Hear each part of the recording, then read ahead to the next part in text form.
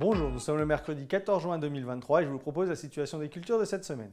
En ce qui concerne les blés, les stades vont de fin floraison dans les secteurs les plus tardifs à grain à queue dans les parcelles les plus précoces. Au niveau des maladies, on observe toujours une progression des symptômes de septoriose dans les témoins non traités. En parcelles, globalement, c'est géré par les fongicides. Depuis quelques jours, on observe également des symptômes de rouille brune sur certaines parcelles et sur variétés sensibles, comme Providence ou RGT Volupto. Donc normalement, c'est géré par les fongicides, mais surveillez quand même sur ces variétés sensibles. Au niveau des insectes, les cécidomies, on n'en observe quasiment pas. Et là, on va passer le stade de sensibilité. En ce qui concerne les pucerons des épis, on en observe. Alors, c'est toujours assez variable en fonction des parcelles.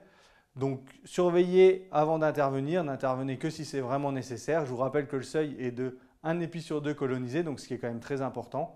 Et généralement, il n'y a pas toutes les parcelles à faire puisque c'est vraiment très localisé à la parcelle.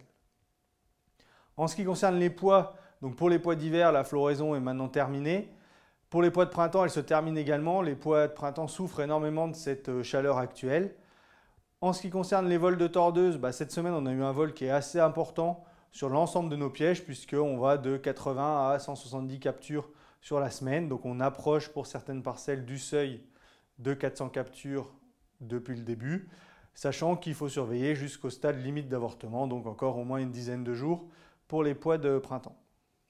En ce qui concerne les tournesols, pour les parcelles qui ont levé et qui n'ont pas été mangées les premiers semis de début mai, on est maintenant au stade 6 feuilles. Donc pour ces parcelles, si jamais il y a besoin, vous pouvez faire le rattrapage de désherbage avec le produit Vibala et aussi surtout faire l'apport de bord puisque une carence en bord peut vite coûter cher en tournesol. Je vous souhaite une bonne semaine, à la semaine prochaine.